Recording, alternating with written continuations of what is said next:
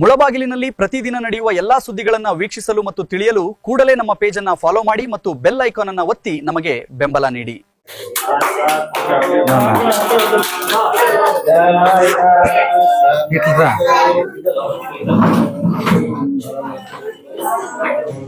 Okay.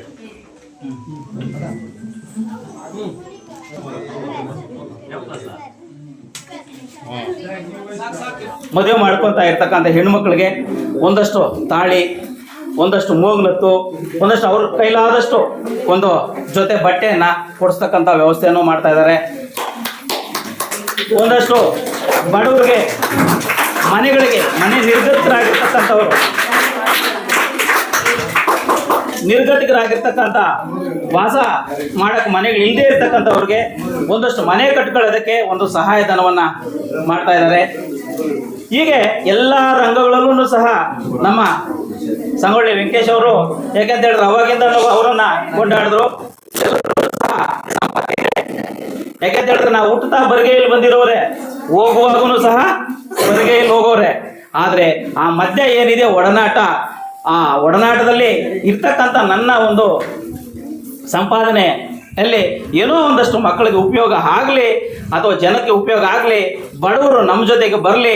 ನಾಳೆ ನಾನು ಈ ಥರ ಕೈಯನ್ನು ಚಾಚ್ತಾ ಇದ್ದೀನಿ, ಅವರೂ ನಾಳೆ ಬೆಳಗ್ಗೆ ಸಂಪಾದನೆ ಮಾಡಿ ಕೈ ಈ ಥರ ಚಾಚೋ ಒಂದು ಮಟ್ಟಕ್ಕೆ ಬರಲಿ ಅನ್ನೋ ಒಂದು ಉದ್ದೇಶದಿಂದ ನಮ್ಮ ಸಂಗೊಳ್ಳಿ ವೆಂಕಟೇಶ್ ಅವರು ಈ ಒಂದು ಕಾರ್ಯಕ್ರಮವನ್ನು ಹಮ್ಮಿಕೊಂಡಿದ್ದಾರೆ. ದೇವರು ಆ ಒಂದು ಮನಸ್ಸು ಎಲ್ಲರೂ ಕೊಡಲ್ಲ. ಏನು ಸೇವಾ ಮನೋಭಾವ ಇರ್ತಕ್ಕಂಥದ್ದು ಎಲ್ರಿಗಿರಲ್ಲ, ಕೆಲವ್ರಿಗೆ ಮಾತ್ರ ಇರುತ್ತೆ. ಆ ಸೇವಾ ಮನೋಭಾವ ಅವ್ರಿಗಿದೆ. ನಾನು ಬೇಕಾದಷ್ಟು ನೋಡ್ತೀನಿ, ಬೇಕಾದಷ್ಟಕ್ಕೆ ಬೇಕಾದ ಸಹಾಯ ಮಾಡ್ತಾರೆ. ಸ್ಕೂಲ್ಸ್ಗೆ, ಅವರ ಶಾಲೆಯಲ್ಲಿ ಇವರು ಸ್ಕಾಲರ್ಶಿಪ್ ಕೂಡ ಕೊಟ್ಟಿದ್ದಾರೆ. ಆದರೆ ಮಕ್ಕಳಿದ್ರೆ ಸರಿಯಾಗಿ ಸದ್ಬಳಕೆ ಮಾಡ್ಕೋಬೇಕು. ವೆಂಕಟೇಶಣ್ಣ ಅವರು ಮೊನ್ನೆ ಗುಮ್ಲಾಪುರ ಶಾಲೆಯಲ್ಲೂ ಕೂಡ ಮಕ್ಕಳಿಗೆ ಸುಮಾರು ಕಲಿಕೋಪಕರಣಗಳು ಮತ್ತೆ ಮಕ್ಕಳಿಗೆ ಬೇಕಾಗಿರ್ತಕ್ಕಂಥ ಬ್ಯಾಗು, ಬ್ಯಾಟ್ಲು, ಇವೆಲ್ಲ ವಾಟರ್ ಬಾಟ್ಲ್ ಎಲ್ಲಾನು ಕೊಟ್ಟರು. ನಾನು ಆ ಒಂದು ಕಾರ್ಯಕ್ರಮದಲ್ಲಿ ಭಾಗವಹಿಸಿದ್ದೆ. ಕೊಡ್ತಕ್ಕಂಥ ಮನಸ್ಸು ಇರೋದಿಲ್ಲ. ಈಗ ಎಲ್ರ ಹತ್ರನೂ ಇರುತ್ತೆ, ಆದ್ರೆ ಕೊಡೋ ಮನಸ್ಸು ಬರಲ್ಲ. ಅಂತ ಕೊಡ್ತಕ್ಕಂಥ ಮನಸ್ಸು ಕೊಟ್ಟಿದೆ ಇವರು ಯುವಕರು. ಇನ್ನ ಅವ್ರಿಗೆ ಬೇಕಾದಷ್ಟು ಮಾಧ್ಯಮದವ್ರಿಗೆ ಗೊತ್ತಿದ್ದಂಗೆ ಎಲ್ಲಾ ಶಾಲೆಗಳಲ್ಲೂ ಕೂಡ ಮಕ್ಕಳ ಸಂಖ್ಯೆ ಕಡಿಮೆ ಆಗ್ತಾ ಇದೆ, ದಾಖಲಾತಿ ಕಡಿಮೆ ಆಗ್ತಾ ಇದೆ.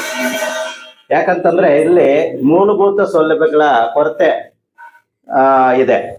ಅದೆಲ್ಲವನ್ನು ಕೂಡ ನೋಡಿ, ಪಾಠಕ್ಕೇನು ಕೊರತೆ ಇಲ್ಲ.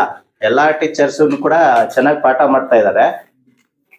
ಈಗ ಪ್ರೈವೇಟ್ ಶಾಲೆಗಳಿಗಿಂತ ಗೌರ್ಮೆಂಟ್ ಶಾಲೆಗಳಿರ್ತಕ್ಕಂಥ ಮಕ್ಕಳು ಚೆನ್ನಾಗಿ ಓದ್ತಾರೆ, ಎಲ್ಲಾದ್ರಲ್ಲೂ ಕೂಡ ಇದ್ದಾರೆ. ಭಾರతంలో నడుచుకోవచ్చుండేది. భారతంలో కూడా ఎవరు ధర్మం ఇచ్చకపోతే కర్ణుడు ఒకడే ఉండింది అప్పుడు. అందుకే దానవీర సూరకర్ణ అని నేను ఈ మాట మొదలే చెప్పడానికి ఆ కర్ణుని పాత్ర అందరికీ వచ్చారు. ఆ దుర్యోధనుడు కూడా ఒకసారి పెరికారు, నేను ఇస్తాను, నేను అర్థం ఇచ్చండి, కర్ణుడు ఏం దానం చేయదే, నేను దానం చేస్తాను, ఏరా దాన దుర్యోధన బోర్డు ఉందంట. దాన దుర్యోధన బోర్డు వేస్తే అందరూ వాళ్ళు రుచులంతా కూడా దానం ఇస్తా ఉన్నాడు పదండి అంటే వహించేది ఇచ్చే కదంట. ఒక్క విశ్వామిత్రుడు వచ్చే దాన దుర్యోధన బోర్డు వేయండి కదా, ఏమిస్తావు ఉందంట. నాకు ఒక యాగానికి కట్టెలు కావాలి, 4 బోన్లు పంపించుకున్నాడు. లేదు స్వామి, ఉండేవాళ్ళకి తిండి చేసే కట్టెలు లేదు, నేనేం పంపించేది అని. ఆ టైంలో కర్ణన్ పోయి అడిగిందంట. అయితే నేను ఇస్తాను స్వామిని. కర్ణుడు ఆ యాగశాలలో ఉండేవాళ్ళంతా అవతకు రండప్ప అని ఆవిడ పేరుకి ఆయన యాగానికి కట్లిచ్చాని చరిత్ర భారతంలో. అట్లా కర్ణుడు అనేవాడు ఇప్పుడు కూడా ఉంటాడు, మనం గుర్తిక్కేలే.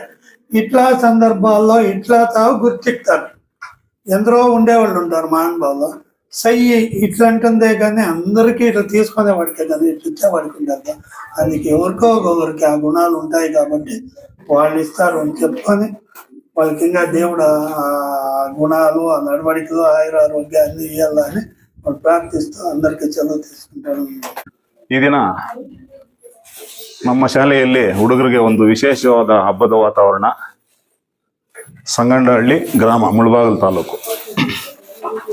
ವಿಶೇಷತೆ ಏನು ಅಂದ್ರೆ, ನಮ್ಮ ಮುಳಬಾಗಿಲು ತಾಲೂಕಿನ ಚೆನ್ನಾಪುರ ಗ್ರಾಮದವರಾದ ಸಂಗೊಳ್ಳಿ ವೆಂಕಟೇಶಣ್ಣನವರು ಸಮಾಜ ಸೇವಕರು.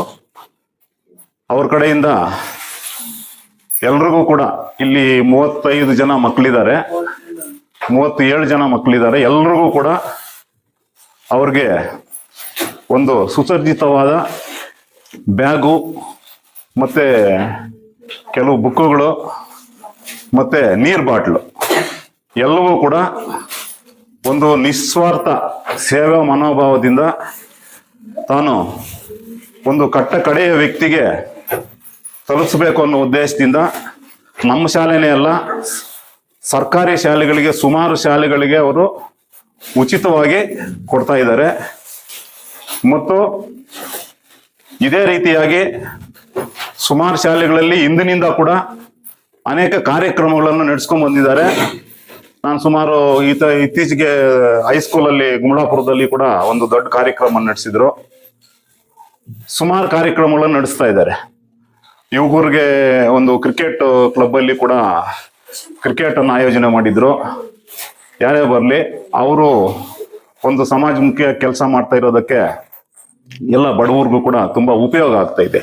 ಇದೇ ರೀತಿಯಾಗಿ ಅವರು ಒಳ್ಳೆ ಮನಸ್ಸಿನಿಂದ ಯಾವುದೇ ಈಗ ತಾವೇ ನಾನು ಕೇಳಿದ್ವಿ, ನಮ್ಮ ಹಿರಿಯರೆಲ್ಲ ಮಾತಾಡ್ಕೊಂಡ್ವಿ, ಏನಾದ್ರು ಚುನಾವಣೆಗೆ ನಿಲ್ಲೋ ಇದಿದೆಯಾ ಅಂತ. ಅವ್ರು ಒಂದೇ ಮಾತು ಹೇಳಿದ್ರು, ರಾಜಕೀಯದಿಂದಾನೇ ದೂರ ಇದ್ದೀನಿ, ನಾನು ನಿಸ್ವಾರ್ಥವಾಗಿ ಸೇವೆ ಮಾಡ್ಬೇಕು ಅಂತ ಬಂದಿದ್ದೀನಿ ಅಂದಕ್ಕೆ ನಮ್ಗೆ ತುಂಬಾ ಸಂತೋಷ ಆಯ್ತು. ಯಾಕಂದ್ರೆ ಈ ರೀತಿ ಪ್ರತಿಯೊಬ್ಬರು ಕೂಡ ಸಮಾಜದಲ್ಲಿ ಬೇಕಾದಷ್ಟು ಜನರಿಗೆ ಹಣ ಇದೆ, ಬೇಕಾದಷ್ಟು ಕೋಟ್ಯಾಂತರ ರೂಪಾಯಿಗಳಿದ್ದಾವೆ.